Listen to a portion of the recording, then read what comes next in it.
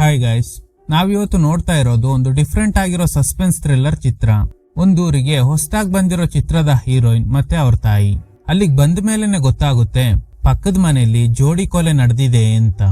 ಆ ಮನೇಲಿ ನಿಜವಾಗ್ಲೂ ಏನ್ ನಡೆದಿದೆ ಅನ್ನೋದನ್ನ ತಿಳ್ಕೊಳಕ್ ಆಸೆ ಪಟ್ಟ ಹೀರೋಯಿನ್ಗೆ ಏನೆಲ್ಲ ಸಮಸ್ಯೆ ಆಗುತ್ತೆ ಅನ್ನೋ ಕಥೆನ ಕ್ಲೈಮ್ಯಾಕ್ಸ್ ನಲ್ಲಿ ಶಾಕಿಂಗ್ ಟ್ವಿಸ್ಟ್ ಗಳೊಂದಿಗೆ ಹೇಳಿದ ಚಿತ್ರನೇ house at the end of the street. Movie starting ನಲ್ಲಿ ಒಂದು ಚಿಕ್ಕ ಹುಡುಗಿನ ತೋರಿಸ್ತಾರೆ. ಅವಳಿಗೆ 13 ವರ್ಷ. ಒಂದ್ ರೀತಿಯಲ್ಲಿ ನಶೆ ಏರ್ದಂಗೆ ಇದೆ. ನಿಧಾನಕ್ ನಡ್ಕೊಂಡು ಹೊರಗಡೆ ಬರ್ತಾಳೆ. ಮೇ ಬಿ ಅವಳಿಗೆ ನಿದ್ದೆಲ್ ನಡೆಯೋ ಕಾಯಿಲೆ ಇದೆ ಅನ್ಸುತ್ತೆ. ಇದನ್ನೇ ಅವ್ರ ತಾಯಿನೂ ಹೇಳಿ ಬೆಡ್ರೂಮ್ ಇಂದ ಎದ್ದು ಹೊರಗಡೆ ಬರ್ತಾರೆ. ಆ ಹುಡುಗಿ ತುಂಬಾ ವಿಚಿತ್ರವಾಗಿ ನಡ್ಕೋತಾ ಇದ್ದಾಳೆ. ಇಲ್ಲೇನ್ ಮಾಡ್ತಾ ಇದ್ದೀಯಾ ಅಂತ ಹತ್ರ ಬಂದಾಗ ಅವಳ ಕೈಯಲ್ಲಿ ಒಂದು ಕೊಡ್ಲಿ ಇದೆ. ಅದ್ರಿಂದನೇ ಹೊಡೆದು ಸಾಯಿಸ್ಬಿಡ್ತಾಳೆ. ಶಬ್ದ ಕೇಳಿ ಅವ್ರ ತಂದೆ ಡೋರ್ ಕಡೆನೆ ನೋಡ್ತಾ ಇರುವಾಗ ಜೋರಾಗಿ ಓಡ್ ಬಂದು ಅವರಿಗೂ ಕೊಡ್ಲಿಯಿಂದ ಹೊಡೆದು ಸಾಯಿಸಿ ಅಲ್ಲಿಂದ ಎಸ್ಕೇಪ್ ಆಗ್ತಾಳೆ. ಈಗ ನಮ್ಗೆ ಚಿತ್ರದ ಹೀರೋಯಿನ್ ಎಲಿಸಾ ಆಮೇಲೆ ಅವ್ರ ತಾಯಿ ಸಾರನ್ನ ತೋರಿಸ್ತಾರೆ. ಇವರಿಬ್ರು ಬೇರೆ ಊರಿಂದ ಇಲ್ಲಿಗೆ ಹೊಸದಾಗಿ ಬಂದಿದ್ದಾರೆ. ಸಾರಾ ನರ್ಸ್ ಆಗಿದ್ರೆ ಎಲಿಸಾ ಸಿಂಗರ್. ಸೊ ಬ್ರೋಕರ್ ಮನೆ ತೋರಿಸ್ತಾನೆ. ಈ ಮನೆ ಇಬ್ರಿಗೂ ತುಂಬಾ ಇಷ್ಟ ಆಗಿದೆ. ಬಾಡಿಗೆ ತುಂಬಾ ಕಡಿಮೆ ಇದೆ. ಹಾಗೇನೆ ಪಕ್ಕದ ಮನೆಯಲ್ಲಿ ಕೊಲೆ ನಡೆದಿದೆ ಅನ್ನೋದ್ನ ಮೊದ್ಲೇ ಬ್ರೋಕರ್ ಹೇಳಿರ್ತಾರೆ. ಆದ್ರೆ ಈಗ ಆ ಮನೇಲಿ ಯಾರು ಇಲ್ವಂತೆ. ಇದೇ ಧೈರ್ಯದಲ್ಲೇ ಇಲ್ಲಿಗೆ ಬಂದಿರೋದು. ಸರಿ ಅಮ್ಮ, ನಾನೋಗಿ ಸುತ್ತಾಡ್ಕೊಂಡ್ ಬರ್ತೀನಿ ಅಂತ ಎಲಿಸಾ ಹೊರಗಡೆ ಬರ್ತಾಳೆ. ಇದೊಂದು ಗುಡ್ಡಗಾಡು ಪ್ರದೇಶ. ಸ್ವಲ್ಪ ಮುಂದೆ ಬಂದಾಗ ಅಲ್ಲಿ ಯಾರೋ ಕ್ಯಾಂಪ್ ಮಾಡಿದ್ರು ಅನ್ಸುತ್ತೆ. ಯಾಕಂದ್ರೆ ಕ್ಯಾಂಪ್ ಅಲ್ಲಿ ಯೂಸ್ ಮಾಡೋ ವಸ್ತುಗಳೆಲ್ಲ ಬಿದ್ದಿದೆ. ಹಾಗೇನೆ ಎಲಿಸಾನ ಯಾರೋ ನೋಡ್ತಿರೋ ಹಾಗೆ ತೋರಿಸ್ತಾರೆ. ರಾತ್ರಿ ಸಾರ ನಿದ್ದೆ ಮಾಡ್ತಾ ಇರುವಾಗ ಆ ಕೊಲೆ ನಡೆದಿರೋ ಮನೆಯಲ್ಲಿ ಲೈಟ್ ಉರಿತಾ ಇದೆ. ಇವಳಿಗೆ ಗಾಬರಿ ಆಗುತ್ತೆ. ನೆಕ್ಸ್ಟ್ ಡೇ ಅಕ್ಕಪಕ್ಕದ ಮನೆಯವ್ರನ್ನ ಪರಿಚಯ ಮಾಡ್ಕೋತಾರೆ. ಈಗ ಸಾರಾ ಬ್ರೋಕರ್ನ ಕೇಳ್ತಾಳೆ, ಆ ಮನೇಲಿ ಯಾರು ಇಲ್ಲ ಅಂದಿದ್ರಿ, ರಾತ್ರಿ ನೋಡಿದ್ರೆ ಲೈಟ್ ಉರಿತಾ ಇತ್ತಲ್ಲ. ಆ ಚಿಕ್ಕ ಹುಡುಗಿ ಕೊಲೆ ಮಾಡಿದ್ಲು ಅಲ್ವಾ, ಅವಳಿಗೆ ಒಬ್ಬ ಅಣ್ಣ ಇದ್ದಾನೆ. ಅವನು ಇಷ್ಟು ದಿನ ಬೇರೆ ಊರಲ್ಲಿ ಇದ್ದ. ಈಗ ಅವನು ಇಲ್ಲೇ ಸ್ಟೇ ಆಗಿದ್ದಾನೆ ಅಂತ ಬ್ರೋಕರ್ ಹೇಳ್ತಾರೆ. ಆಗ ಒಬ್ರು ಲೇಡಿ, ಬಾ ನನ್ ಮಗನ್ನ ಪರಿಚಯ ಮಾಡ್ಕೊಡ್ತೀನಿ ಅಂತ ಕರ್ಕೊಂಡು ಹೋಗ್ತಾರೆ. ಅವನ್ ಹೆಸರು ಟೇಲರ್. ಅವನ್ ಬಗ್ಗೆ ಫುಲ್ ಬಿಲ್ಡಪ್ ಕೊಡ್ತಾರೆ. ಅವನು ತುಂಬಾ ಜನರಿಗೆ ಹೆಲ್ಪ್ ಮಾಡಿದ್ದಾನೆ ಅಂತ. ಅವನೇ ಬಂದು ಮಾತಾಡಿಸ್ತಾನೆ. ಆದ್ರೆ ಎಲಿಸಾಗೆ ಅವ್ನ್ ಮಾತಾಡೋ ರೀತಿ ಇಷ್ಟ ಆಗಲ್ಲ. ಎಲ್ಲರೂ ಡಿನ್ನರ್ ಮಾಡ್ತಾ ಇರುವಾಗ ಆ ಕೊಲೆ ನಡೆದಿರೋ ಮನೆಗೆ ಬೆಂಕಿ ಹಚ್ಬಿಡ್ಬೇಕು ಅಂತ ಡಿಸ್ಕಷನ್ ನಡೀತಾ ಇದೆ. ಇದನ್ ಕೇಳಿ ಎಲಿಸಾಗೆ ಶಾಕ್ ಆಗುತ್ತೆ. ಯಾಕೆ, ಏನಾಯ್ತು? ಅವರೆಲ್ಲ ಹೇಳ್ತಿರೋ ಪ್ರಕಾರ ಒಂದು ಚಿಕ್ಕ ಹುಡುಗಿ ಸ್ವಂತ ತಾಯಿ ತಂದೆನ ಕೊಲೆ ಮಾಡಿ ಎಲ್ಲಿಗೆ ಹೋದ್ಲು ಅಂತಾನೆ ಗೊತ್ತಿಲ್ಲ. ನೀರಲ್ಲಿ ಮುಳುಗಿ ತೀರ್ಕೊಂಡ್ಲು ಅಂತ ಹೇಳ್ತಿದ್ದಾರೆ. ಆದ್ರೆ ಬಾಡಿ ಸಿಕ್ಕಿಲ್ಲ.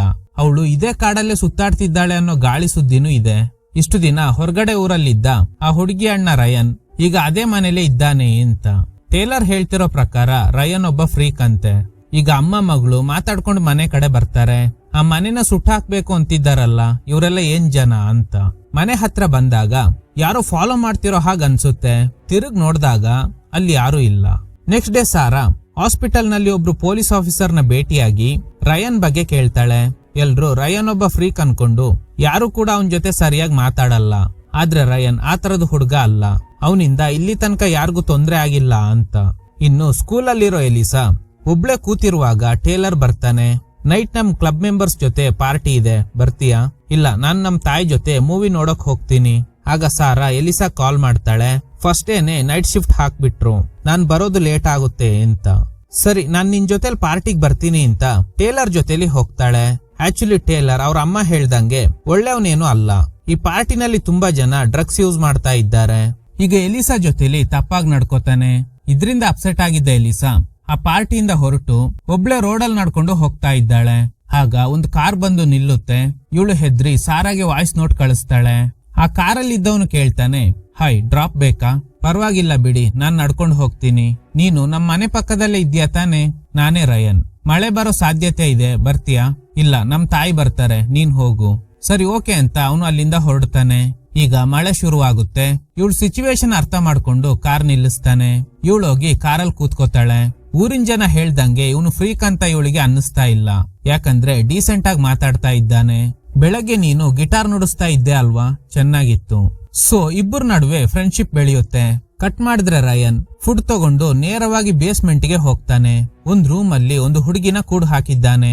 ಒಳಗಡೆ ಹೋದ ತಕ್ಷಣ ಆ ಹುಡುಗಿ ಇವನ್ ಮೇಲೆ ಅಟ್ಯಾಕ್ ಮಾಡ್ತಾಳೆ. ಅವಳಿಗೊಂದು ಇಂಜೆಕ್ಷನ್ ಕೊಟ್ಟು, ನೋಡು ಪಕ್ಕದ ಮನೆಗೆ ಒಂದು ಹುಡುಗಿ ಬಂದಿದ್ದಾಳೆ, ಅವಳಿಗೆ ನೀನು ಡಿಸ್ಟರ್ಬ್ ಮಾಡಬಾರ್ದು ಅಂತ. ಇಂಜೆಕ್ಷನ್ ಹಾಕಿದ್ರಿಂದ ಅವಳು ಅನ್ಕಾನ್ಶಿಯಸ್ ಆಗಿದ್ದಾಳೆ. ಹೊರಗಡೆ ಬಂದು ಡೋರ್ನ ಲಾಕ್ ಮಾಡಿ ಕೀನ ಡೋರ್ ಮೇಲೆನೆ ಇಡ್ತಾನೆ.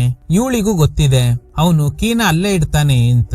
ನೆಕ್ಸ್ಟ್ ಎಲಿಸಾಗೆ ಜೂಲಿಯನ್ ಅನ್ನುವ ಹುಡುಗಿ ಫ್ರೆಂಡ್ ಆಗ್ತಾಳೆ. ಟೇಲರ್ ಜೊತೆಲಿ ಪಾರ್ಟಿಗೆ ಹೋದಾಗ ಇವಳನ್ನ ನೋಡಿರ್ತಾಳೆ. ಜೂಲಿಯನ್ಗೆ ಇಬ್ರು ಬ್ರದರ್ಸ್ ಇದ್ದಾರೆ, ಅವ್ರನ್ನು ಪರಿಚಯ ಮಾಡಿಸ್ತಾಳೆ. ಇವರೆಲ್ಲ ಲೋಕಲ್ ಬ್ಯಾಂಡ್ ಅಲ್ಲಿ ವರ್ಕ್ ಮಾಡ್ತಿರೋರು. ಎಲಿಸಾ ಸಿಂಗರ್ ಆಗಿರೋದ್ರಿಂದ ಅವಳ ಬಗ್ಗೆ ಗೂಗಲ್ ಮಾಡಿ ತಿಳ್ಕೊಂಡಿರ್ತಾರೆ. ನಮ್ ಬ್ಯಾಂಡ್ ಅಲ್ಲಿ ಜಾಯಿನ್ ಆಗು ಅಂತ ರಿಕ್ವೆಸ್ಟ್ ಮಾಡ್ತಾರೆ. ಎಲಿಸಾ ಕೂಡ ಒಪ್ಕೋತಾಳೆ. ನೆಕ್ಸ್ಟ್ ಡೇ ಎಲಿಸಾ ನೇರವಾಗಿ ರಯನ್ ಮನೆಗೆ ಹೋಗ್ತಾಳೆ. ಇವನ್ ಕ್ಯಾರೆಕ್ಟರ್ ಇಷ್ಟ ಆಗಿರೋದ್ರಿಂದ ಕ್ಲೋಸ್ ಆಗೋದಕ್ಕೆ ಟ್ರೈ ಮಾಡ್ತಾಳೆ. ಅವನಿಗೆ ಇವಳು ಹಾಡಿರೋ ಸಿಡಿ ಕೊಡ್ತಾಳೆ. ಮನೆ ಕ್ಲೀನ್ ಆಗಿಲ್ಲ, ಫುಡ್ ಐಟಮ್ ಎಲ್ಲ ತುಂಬಾ ಇದೆ, ಹಾಗೇನೆ ಒಂದು ವಾಕಿ ಟಾಕಿ ಕೂಡ ಇದೆ. ಸದ್ಯದಲ್ಲೇ ಈ ಮನೆ ಮಾರಿ ನಾನು ಇಲ್ಲಿಂದ ಹೋಗ್ತೀನಿ ಅಂತ. ಈ ಮನೇಲಿ ನಿಜವಾಗ್ಲೂ ಏನ್ ನಡೀತು ಹೇಳೋಕಾಗುತ್ತಾ? ರಯನ್ ಹೇಳೋಕ್ ಶುರು ಮಾಡ್ತಾನೆ. ಅದಕ್ಕೂ ಮುಂಚೆ ತಂಗಿ ರೂಮ್ ನ ತೋರಿಸ್ತಾನೆ. ಅವಳ ಹೆಸರು ಕ್ಯಾರಿಯನ್. ಇವನಿಗೆ ಕ್ಯಾರಿಯನ್ ಅಂದ್ರೆ ತುಂಬಾ ಇಷ್ಟ. ಇಬ್ರು ಒಂದಿನ ಜೋಕಾಲಿ ಆಡಿರ್ತಾರೆ. ಇವ್ರ ತಾಯಿ ಡ್ರಗ್ ಅಡಿಕ್ಟ್. ಸೊ ಅವ್ರು ಅದ್ರಲ್ಲಿ ಬ್ಯುಸಿ ಆಗಿರುವಾಗ ಕ್ಯಾರಿಯನ್ ಜೋಕಾಲಿಯಿಂದ ಬ್ಯಾಲೆನ್ಸ್ ತಪ್ಪಿ ಬಿದ್ದೋಗ್ತಾಳೆ. ಇದ್ರಿಂದ ಅವಳ ತಲೆಗೆ ತುಂಬಾ ಪೆಟ್ಟಾಗಿದೆ. ಆಮೇಲೆನೆ ಅವಳು ವಿಚಿತ್ರವಾಗಿ ನಡ್ಕೋತಾ ಇದ್ಲು. ಈಗ ಎಲಿಸಾ ಕೇಳ್ತಾಳೆ, ಇದೇ ಕಾರಣಕ್ಕೆ ನಿನ್ನ ಚಿಕ್ಕ ವಯಸ್ಸಲ್ಲೇ ಬೇರೆ ಊರಿಗೆ ಕಳಿಸ್ಬಿಟ್ರ? ಅದಕ್ಕೆ ಇವನು ಜಸ್ಟ್ ಸ್ಮೈಲ್ ಮಾಡ್ತಾನೆ ಅಷ್ಟೇ. ಎಲಿಸಾ ಅಲ್ಲಿಂದ ಹೋದ್ಮೇಲೆ ಇವನು ಬೇಸ್ಮೆಂಟ್ ಗೆ ಬಂದು ಆ ಹುಡುಗಿಗೆ ಇಂಜೆಕ್ಷನ್ ಕೊಡ್ತಾನೆ. ಹೊರಗಡೆ ಬರುವಾಗ ಡೋರ್ ನ ಸರಿಯಾಗಿ ಲಾಕ್ ಮಾಡೋದಿಲ್ಲ. ಕಟ್ ಮಾಡಿದ್ರೆ ಸಾರಾ ಇವತ್ತೇನೆಲ್ಲ ಮಾಡ್ದೆ ಅಂತ ಕೇಳ್ತಾರೆ. ರಯನ್ ಮನೆಗೆ ಹೋಗಿದ್ದೆ. ಇದನ್ ಕೇಳಿ ಇವ್ರಿಗೆ ಶಾಕ್ ಆಗುತ್ತೆ. ನೋಡು, ಹಾಗೆಲ್ಲ ಅವನ್ ಜೊತೆ ಓಡಾಡ್ಬೇಡ. ನೋಡು, ನಾನು ಅವನ್ ಜೊತೆ ಮಾತಾಡ್ದೆ ಅಷ್ಟೇ, ನೀನ್ ಅನ್ಕೊಂಡಿರೋ ತರ ಏನೂ ಇಲ್ಲ. ಹೀಗೆ ಇಬ್ಬರ ನಡುವೆ ಆರ್ಗ್ಯುಮೆಂಟ್ ನಡೆಯುತ್ತೆ. ಊರಿನ ಜನ ರಯನ್ ಬಗ್ಗೆ ನೆಗೆಟಿವ್ ಆಗಿ ಹೇಳಿರೋದ್ರಿಂದ ಹೇಗೆ ಮಗಳನ್ನ ಅವನಿಂದ ದೂರ ಇಡೋದು ಅಂತ ಯೋಚನೆ ಮಾಡ್ತಾರೆ. ಈ ಕಡೆ ರಯನ್ ಬೇಸ್ಮೆಂಟ್ ಅಲ್ಲಿ ಸರಿಯಾಗಿ ಡೋರ್ ಲಾಕ್ ಮಾಡ್ದೆ ಅವನ್ ಕೆಲ್ಸ ಮಾಡ್ತಾ ಇದ್ದಾನೆ. ಆ ಹುಡುಗಿ ಡೋರ್ ಓಪನ್ ಮಾಡಿ ದೆವ್ವದ ತರ ಹೊರಗಡೆ ಬರ್ತಾ ಇದ್ದಾಳೆ. ಅವಳು ಡೋರ್ ಓಪನ್ ಮಾಡಿ ಮನೆಯಿಂದ ಓಡ್ತಾ ಇರೋದ್ನ ರಯನ್ ನೋಡ್ತಾನೆ. ಟಾರ್ಚ್ ಹಿಡ್ಕೊಂಡು ಹಿಂದೆನೆ ಓಡಿಸ್ಕೊಂಡು ಹೋಗ್ತಾನೆ. ಅವಳು ನೇರವಾಗಿ ಎಲಿಸಾ ಮನೆ ಹತ್ರನೇ ಹೋಗ್ತಾಳೆ. ಮನೆಯಲ್ಲಿ ಎಲಿಸಾ ಮಾತ್ರ ಇರೋದು, ಯಾಕಂದ್ರೆ ಸಾರಾ ನೈಟ್ ಶಿಫ್ಟ್ ಅಲ್ಲಿ ಇದ್ದಾರೆ. ಯಾರೋ ಡೋರ್ ತೆಗಿಯೋಕೆ ಟ್ರೈ ಮಾಡ್ತಿರೋ ತರ ಇವಳಿಗೆ ಅನ್ಸಿದ್ರಿಂದ ಡೋರ್ ತೆಗ್ದು ಚೆಕ್ ಮಾಡ್ತಾಳೆ. ನೋಡಿದ್ರೆ ಅಲ್ಲಿ ಯಾರು ಇಲ್ಲ. ಸಡನ್ ಆಗಿ ಹಿಂದೆಯಿಂದ ಒಂದು ಹುಡುಗಿ ಎದುರಿಸ್ಬಿಡ್ತಾಳೆ. ಅದ್ ಯಾರು ಅಲ್ಲ, ಜೂಲಿಯನ್. ಕೆಳಗಡೆ ರಯನ್ ಆ ಹುಡುಗಿ ಬಾಯಿನ ಮುಚ್ಚಿ ಹಿಡ್ಕೊಂಡಿದ್ದಾನೆ. ಕಟ್ ಮಾಡಿದ್ರೆ ಎಲಿಸಾ ಆ ಹುಡುಗರು ಆಫರ್ ಮಾಡಿದ್ದ ಬ್ಯಾಂಡ್ಗೆ ಸೇರ್ಕೊಂಡು ರಿಹರ್ಸಲ್ ಮಾಡ್ತಾಳೆ. ರಾತ್ರಿ ಮನೆಗ್ ಬಂದಾಗ ಸಾರಾ ಏನೋ ಪಾರ್ಟಿಗೆ ರೆಡಿ ಮಾಡ್ತಾ ಇದ್ದಾರೆ ಅನ್ಸುತ್ತೆ. ಯಾರನ್ನ ಇನ್ವೈಟ್ ಮಾಡಿದ್ಯಾ? ಅಷ್ಟರಲ್ಲಿ ಕಾಲಿಂಗ್ ಬೆಲ್ ಶಬ್ದ ಕೇಳಿಸುತ್ತೆ. ಬಂದಿರೋದು ರಯನ್. ಸಾರಾನೇ ಇವನ್ನ ಇನ್ವೈಟ್ ಮಾಡಿರೋದು. ಇವಳಿಗೇನು ಅರ್ಥ ಆಗ್ತಿಲ್ಲ, ಯಾಕೆ ಹೀಗೆಲ್ಲ ಮಾಡ್ತಿದ್ದಾರೆ ಅಂತ. ಡಿನ್ನರ್ ಮಾಡ್ತಾ ಇರುವಾಗ ಪದೇ ಪದೇ ಒಂದೇ ಪ್ರಶ್ನೆನ ಕೇಳ್ತಾರೆ. ನೀನು ಇಷ್ಟು ದಿನ ಎಲ್ಲಿದ್ದೆ? ನಿಮ್ ತಂದೆ ತಾಯಿ ಹೇಗ್ ಸತ್ರು? ಸರಿ, ಈಗ ಒಂಟಿಯಾಗಿದ್ಯಾ ಅಲ್ವಾ? ದುಡ್ಡಿಗೆ ಏನ್ ಮಾಡ್ತಿದ್ಯಾ? ರಯನ್ ಆರಾಮಾಗಿ ಉತ್ತರ ಕೊಡ್ತಾನೆ. ಸಾರಾ ಕೇಕ್ ತರಕ್ಕೆ ಹೋದಾಗ ಈ ಗ್ಯಾಪ್ ನಲ್ಲಿ ರಯನ್ ಹೇಳ್ತಾನೆ, ಈ ಊರಲ್ಲಿ ನನ್ನ ಇದುವರೆಗೂ ಯಾರು ಊಟ ಕರ್ದಿಲ್ಲ, ನೀವೇ ಫಸ್ಟ್ ಟೈಮ್ ಕರ್ದಿರೋದು, ಥ್ಯಾಂಕ್ಸ್. ಆಗ ಎಲಿಸಾ ಅವನ್ ಕೈ ಹಿಡ್ಕೋತಾಳೆ. ಅಷ್ಟ್ರಲ್ಲಿ ಸಾರಾ ಅಲ್ಲಿಗ್ ಬಂದು, ನಿಮ್ಮಿಬ್ರಿಗೆ ಹೇಗ್ ಪರಿಚಯ ಆಯ್ತೋ ನನಗ್ ಗೊತ್ತಿಲ್ಲ. ರಯನ್, ನೀನು ಎಲಿಸಾ ಇಂದ ದೂರ ಇದ್ರೆ ಒಳ್ಳೇದು ಅಂತ. ಅವನ್ ಬೇಜಾರ್ ಮಾಡ್ಕೊಂಡು ಅಲ್ಲಿಂದ ಹೋಗ್ತಾನೆ. ಇದ್ರಿಂದ ಟ್ರಿಗರ್ ಆಗಿದ್ದ ಎಲಿಸಾ ಸಾರಾಗೆ ಬೈತಾ ಇದ್ದಾಳೆ.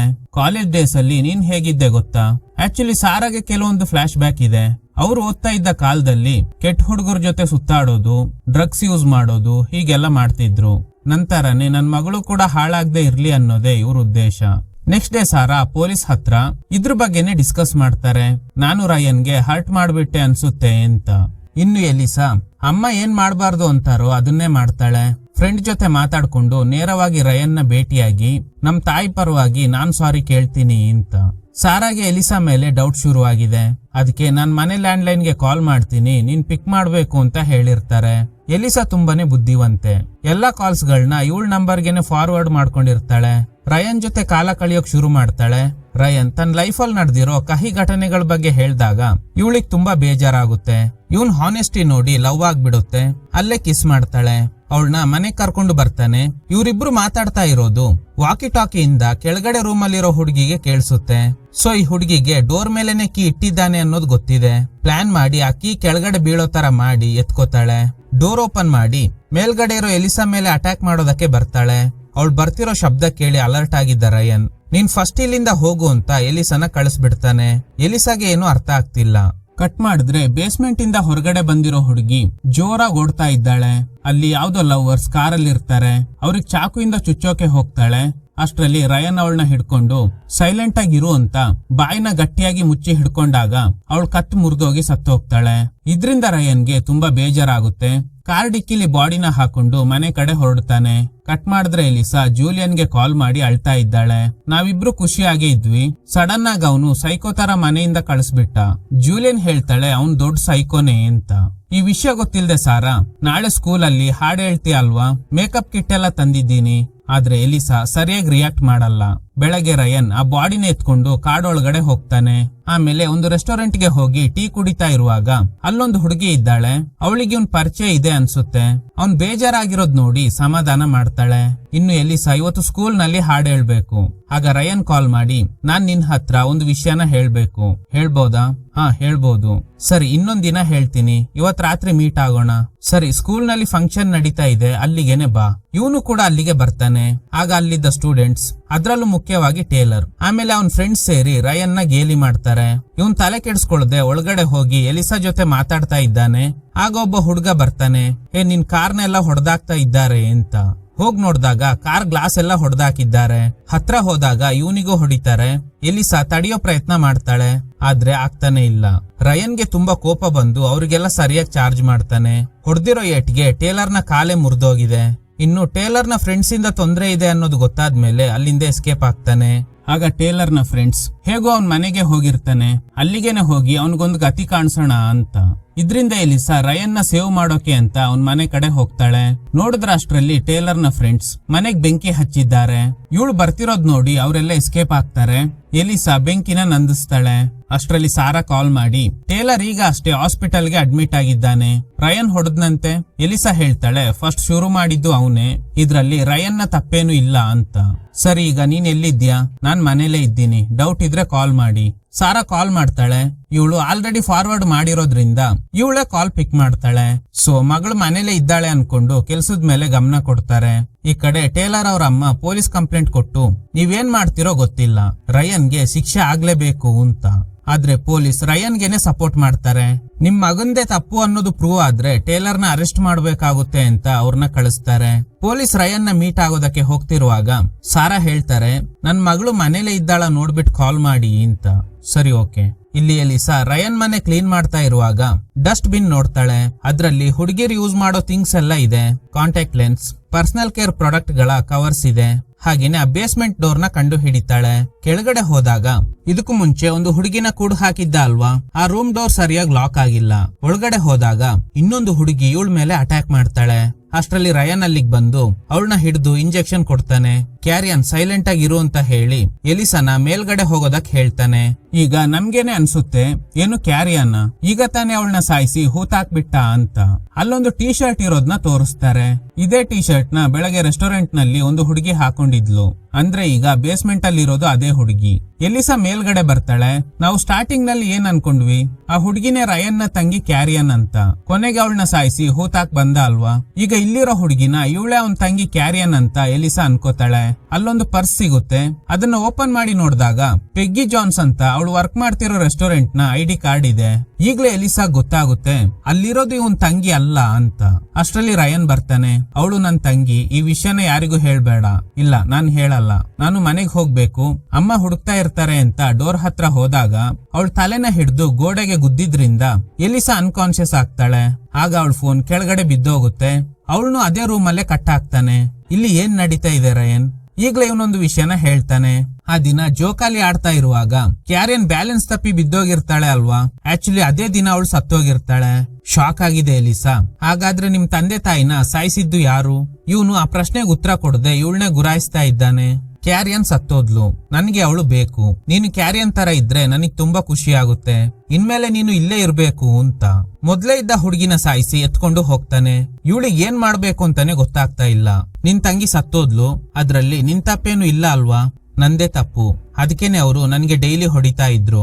ಅಷ್ಟ್ರಲ್ಲಿ ಮೇಲ್ಗಡೆ ಪೊಲೀಸ್ ಬರ್ತಾರೆ. ಕಾಲಿಂಗ್ ಬೆಲ್ ಶಬ್ದ ಕೇಳಿ ಮೇಲ್ಗಡೆ ಬಂದಾಗ ತುಂಬಾ ಪ್ರಶ್ನೆಗಳನ್ನ ಕೇಳ್ತಾರೆ. ಎಲಿಸಾ ಏನಾದ್ರೂ ಇಲ್ಲಿಗ್ ಬಂದಿದ್ಲಾ? ಇಲ್ವಲ್ಲ. ಕೆಳಗಡೆ ಇರೋ ಎಲಿಸಾ ತಪ್ಸ್ಕೊಳ್ಳೋದಕ್ಕೆ ಟ್ರೈ ಮಾಡ್ತಾ ಇದ್ದಾಳೆ. ಅಲ್ಲಿರೋ ಲ್ಯಾಂಪ್ ನ ಯೂಸ್ ಮಾಡಿ ಅವನ್ ಕೈಗೆ ಬಟ್ಟೆ ಸುತ್ತಿರ್ತಾನೆ. ಅದನ್ನ ಬಿಚ್ಚೋದಕ್ಕೆ ಟ್ರೈ ಮಾಡ್ತಾ ಇದ್ದಾಳೆ. ಇನ್ನು ಈ ಪೊಲೀಸ್ ಆಫೀಸರ್, ನಾಳೆ ಸ್ಟೇಷನ್ಗೆ ಬಾ, ಟೇಲರ್ಗೆ ತುಂಬಾ ಇಂಜುರಿ ಆಗಿದೆ ಅಂತ. ಅಲ್ಲಿಂದ ಹೋಗುವಾಗ ಪರ್ಸ್ ನೋಡಿ ಇವ್ರಿಗೆ ಡೌಟ್ ಶುರು ಆಗುತ್ತೆ. ಮನೆ ಹೊರಗಡೆ ಬಂದು ಸಾರಾ ಲ್ಯಾಂಡ್ ಲೈನ್ ಗೆ ಕಾಲ್ ಮಾಡ್ತಾರೆ. ಕಾಲ್ಸ್ ಫಾರ್ವರ್ಡ್ ಆಗಿರುತ್ತೆ ಅಲ್ವಾ. ಎಲಿಸಾ ಫೋನ್ ರಿಂಗ್ ಆಗ್ತಿದೆ. ಸೊ ಇವ್ರಿಗೆ ಕನ್ಫರ್ಮ್ ಆಗುತ್ತೆ ಎಲಿಸಾ ಇಲ್ಲೇ ಎಲ್ಲೋ ಇದ್ದಾಳೆ ಅಂತ. ಗನ್ ಹಿಡ್ಕೊಂಡು ಒಳಗಡೆ ಬರ್ತಾರೆ. ಇವನು ಲೈಟ್ಸ್ ಆಫ್ ಮಾಡಿ ಅವ್ರನ್ನ ಹಿಡಿದು ಕೆಳಗಡೆ ತಳ್ಳಿಬಿಡ್ತಾನೆ. ಅವ್ರು ಬೀಳುವಾಗ ಗನ್ ಬಿದ್ದೋಗುತ್ತೆ. ಅವರಿಂದ ಇವನಿಗೆ ಶೂಟ್ ಮಾಡಕ್ ಆಗಲ್ಲ. ಅವ್ರಿಗೆ ಚಾಕುವಿಂದ ಚುಚ್ತಾನೆ. ನಿಮ್ಮಿಂದಾನೆ ನನ್ಗೆ ಈ ಗತಿ ಬಂದಿದೆ ಅಂತ. ನಾನ್ ನಿನ್ನ ಸೇವ್ ಮಾಡೋಕೆ ಟ್ರೈ ಮಾಡ್ದೆ ಅಂತಿದ್ದಾರೆ. ಈಗ ಒಂದು ಫ್ಲಾಶ್ ಬ್ಯಾಕ್. ಕ್ಯಾರಿಯನ್ ಸಾಯುವಾಗ ರಯನ್ ಅವ್ರ ಅಪ್ಪ ಅಮ್ಮ ಇದ್ರು ಅಲ್ವಾ, ಬಟ್ ರಯನ್ ಅವ್ರ ತಾಯಿ ಈ ಪೊಲೀಸ್ ಆಫೀಸರ್ ಜೊತೆ ಅಫೇರ್ ಇಟ್ಕೊಂಡಿರ್ತಾರೆ. ಇವ್ರ ಹೆಲ್ಪ್ ಇಂದಾನೆ ಕ್ಯಾರಿಯನ್ ಡೆಡ್ ಬಾಡಿನ ಹೂತಾಕಿರ್ತಾರೆ. ರಯನ್ ಪೊಲೀಸ್ ನ ಸಾಯಿಸಿ ಬೇಸ್ಮೆಂಟ್ ಗೆ ಬರ್ತಾನೆ. ಎಲಿಸಾ ಒಂದ್ ಕೈ ಕಟ್ಟಿದ್ದ ಬಟ್ಟೆ ಬಿಚ್ಚಿರ್ತಾಳೆ. ಅವನು ರೂಮ್ ಹತ್ರ ಬರೋ ಅಷ್ಟ್ರಲ್ಲಿ ಇನ್ನೊಂದು ಕೈನು ಬಿಡಿಸ್ಕೊಂಡು ಅವನ್ ಮೇಲೆ ಅಟ್ಯಾಕ್ ಮಾಡಿ ಡೋರ್ ಲಾಕ್ ಮಾಡ್ಬಿಟ್ಟು ಮೇಲ್ಗಡೆ ಬರ್ತಾಳೆ. ಬಂದ್ ನೋಡಿದ್ರೆ ಪೊಲೀಸ್ ತೀರ್ ಹೋಗಿದ್ದಾರೆ. ಆದ್ರೆ ಅವನು ಮೇನ್ ಡೋರ್ ಲಾಕ್ ಮಾಡಿರೋದ್ರಿಂದ ಇವಳಿಂದ ಹೊರಗಡೆ ಹೋಗೋದಕ್ಕಾಗಲ್ಲ. ಅದಕ್ಕೆ ಪಾರ್ಕಿಂಗ್ ಏರಿಯಾಗೆ ಹೋಗಿ ಅಲ್ಲಿರೋ ಕಾರ್ ನಲ್ಲಿ ಎಸ್ಕೇಪ್ ಆಗೋದಕ್ ಟ್ರೈ ಮಾಡ್ತಾಳೆ. ಆದ್ರೆ ಕಾರ್ ಕೀ ಇಲ್ಲ. ಅಷ್ಟ್ರಲ್ಲಿ ರಯನ್ ಅಲ್ಲಿಗೆ ಬಂದು ಕ್ಲೋರೋಫಾರ್ಮ್ ಹಾಕಿ ಅನ್ಕಾನ್ಶಿಯಸ್ ಮಾಡ್ಬಿಡ್ತಾನೆ. ಆಮೇಲೆ ಅವಳನ್ನ ಕಾರ್ ಡಿಕ್ಕಿ ಒಳಗಡೆ ಹಾಕ್ತಾನೆ. ನೋಡಿದ್ರೆ ಆ ಹುಡುಗಿ ಬಾಡಿನೂ ಅಲ್ಲೇ ಇದೆ. ಇವಳಿಗೆ ಶಾಕ್ ಆಗುತ್ತೆ. ಈ ಕಡೆ ಸಾರಾ ರಯನ್ ಮನೆಗ್ ಬಂದು ಕಾಲಿಂಗ್ ಬೆಲ್ ಪ್ರೆಸ್ ಮಾಡ್ತಾರೆ. ರಯನ್ ಡೋರ್ ಓಪನ್ ಮಾಡಿ ಎಲಿಸಾ ಇಲ್ಲಿಗೆ ಬಂದಿಲ್ವಲ್ಲ ಅಂತ ಡ್ರಾಮಾ ಮಾಡ್ತಾನೆ. ಈ ಕಡೆ ಎಲಿಸಾ ಬ್ಯಾಕ್ ಸೀಟ್ ಒದ್ದು ಹೊರಗಡೆ ಬರ್ತಾಳೆ. ಒಂದು ಕೊಡ್ಲಿ ತಗೊಂಡು ಡೋರ್ನ ಹೊಡಿತಾ ಇದ್ದಾಳೆ. ಶಬ್ದ ಕೇಳಿ ಸಾರಾ ಕಿರ್ಚ್ತಾರೆ. ಎಲಿಸಾ ಕೂಡ ಕಿರ್ಚಾಡ್ತಾ ಇದ್ದಾಳೆ, ನನ್ ಕಾಪಾಡು ಅಂತ. ಅಷ್ಟ್ರಲ್ಲಿ ರಯನ್ ಸಾರಾ ಹೊಟ್ಟೆಗೆ ಚುಚ್ಚಿಬಿಡ್ತಾನೆ. ಎಲಿಸಾ ಅಲ್ಲಿಂದ ಒಳಗಡೆ ಬಂದು ಬಿದ್ದಿದ್ದ ಪೊಲೀಸ್ ಗನ್ನ ಎತ್ಕೋತಾಳೆ. ಆಗ ರಯನ್ ಲೈಟ್ಸ್ ಆಫ್ ಮಾಡ್ತಾನೆ. ಕತ್ಲಲ್ಲಿ ಟಾರ್ಚ್ ಆನ್ ಮಾಡೋಕೆ ಟ್ರೈ ಮಾಡ್ತಾಳೆ. ಟಾರ್ಚ್ ಆನ್ ಆದಾಗ ಚಾಕು ಎತ್ಕೊಂಡು ಚುಚ್ಚೋಕ್ ಓಡ್ ಬರ್ತಾನೆ. ಎಲಿಸಾ ಅವನಿಗೆ ಶೂಟ್ ಮಾಡ್ತಾಳೆ. ಈಗ ರಯನ್ ಜೇಬಿಂದ ಕೀ ತೆಗಿಯೋಕೆ ಹೋದಾಗ ಕೈ ಹಿಡ್ಕೊಂಡು ಅವಳನ್ನ ಸಾಯಿಸೋದಕ್ ಟ್ರೈ ಮಾಡ್ತಾನೆ. ಅಷ್ಟ್ರಲ್ಲಿ ಸಾರಾ ಅವನ್ ತಲೆಗೆ ಸುತ್ತಿಗೆಯಿಂದ ಹೊಡೆದು ಸಾಯಿಸ್ಬಿಡ್ತಾಳೆ. ನೆಕ್ಸ್ಟ್ ಡೇ ಈ ಮನೆ ಖಾಲಿ ಮಾಡೋ ನಿರ್ಧಾರ ಮಾಡ್ತಾರೆ. ಕಟ್ ಮಾಡಿದ್ರೆ ರಯನ್ ಮೆಂಟಲ್ ಅಸೈಲಮ್ ನಲ್ಲಿ ಇದ್ದಾನೆ. ಏನ್ ನಡೆದಿದೆ ಅಂದ್ರೆ ಕ್ಯಾರಿಯನ್ ಸತ್ತ ನಂತರ ಅವ್ರ ಅಪ್ಪ ಅಮ್ಮ ಇವನ್ನ ಹುಡುಗಿ ತರನೇ ಬೆಳೆಸಿರ್ತಾರೆ. ನನ್ ಹೆಸರು ರಯನ್ ಅಂದಾಗ ಸರಿಯಾಗಿ ಹೊಡೆದು ನಿನ್ ಹೆಸರು ರಯನ್ ಅಲ್ಲ, ಇನ್ಮೇಲೆ ನೀನು ಕ್ಯಾರಿಯನ್ ಅಂತ ಹೆದರ್ಸಿ ಬೆಳೆಸಿರ್ತಾರೆ. ಕ್ಯಾರಿಯನ್ಗೆ ಯಾವ ರೀತಿ ಟ್ರೀಟ್ ಮಾಡ್ತಿದ್ರೋ ಇವನಿಗೂ ಅದೇ ತರನೇ ಟ್ರೀಟ್ ಮಾಡ್ತಾರೆ. ಇದ್ರಿಂದ ಮೆಂಟಲಿ ಡಿಸ್ಟರ್ಬ್ ಆಗಿದ್ದ ರಯನ್ ತಂದೆ ತಾಯಿ ಇಬ್ಬರನ್ನ ಕೂಡ ಸಾಯಿಸಿ ನಮ್ ತಂದೆ ತಾಯಿನ ತಂಗಿನೇ ಸಾಯಿಸ್ಬಿಟ್ಟು ಎಸ್ಕೇಪ್ ಆಗ್ಬಿಟ್ಲು ಅಂತ ಹೇಳಿ ಅದೇ ಮನೇಲೆ ಜೀವನ ಮಾಡೋದಕ್ ಶುರು ಮಾಡಿದ್ದ. ಅಷ್ಟೇ ಅಲ್ಲ, ಚಿಕ್ಕ ವಯಸ್ಸಲ್ಲಿ ಸತ್ತೋಗಿದ್ದ ತಂಗಿನ ನೆನ್ಪು ಮಾಡ್ಕೊಂಡು ಅಪ್ಸೆಟ್ ಆಗಿದ್ದ ಇವನು ಪದೇ ಪದೇ ಈ ತರ ಹುಡುಗಿರ್ನ ಕಿಡ್ನಾಪ್ ಮಾಡಿ ಇವ್ರನ್ನೇ ತನ್ನ ತಂಗಿ ಅನ್ಕೊಂಡು ಸಾಕೋದಕ್ ಶುರು ಮಾಡಿದ್ದ. ಆ ಹುಡುಗಿ ಓಡೋಕ್ ಟ್ರೈ ಮಾಡಿರ್ತಾಳೆ ಹೊರತು ಯಾರ ಮೇಲೂ ಅಟ್ಯಾಕ್ ಮಾಡೋದು ಅವಳ ಉದ್ದೇಶ ಆಗಿರ್ಲಿಲ್ಲ. ಇದ್ರೊಂದಿಗೆ ಈ ಚಿತ್ರ ಎಂಡ್ ಆಗುತ್ತೆ. Okay guys, thanks for watching. ಈ ತರದ ಥ್ರಿಲ್ಲಿಂಗ್ ವಿಡಿಯೋಗಳಿಗಾಗಿ ನಮ್ಮ ಸಿನಿಮಾ ಫ್ಯಾಕ್ಟ್ಸ್ ಚಾನೆಲ್ ನ ತಪ್ಪದೆ ಸಬ್ಸ್ಕ್ರೈಬ್ ಮಾಡಿ. ಪಕ್ಕದಲ್ಲಿರೋ ಬೆಲ್ ಐಕಾನ್ ನ ಪ್ರೆಸ್ ಮಾಡಿ ಆಲ್ ನೋಟಿಫಿಕೇಶನ್ ಗಳನ್ನ ಆನ್ ಮಾಡಿ ಇಟ್ಕೊಳ್ಳಿ.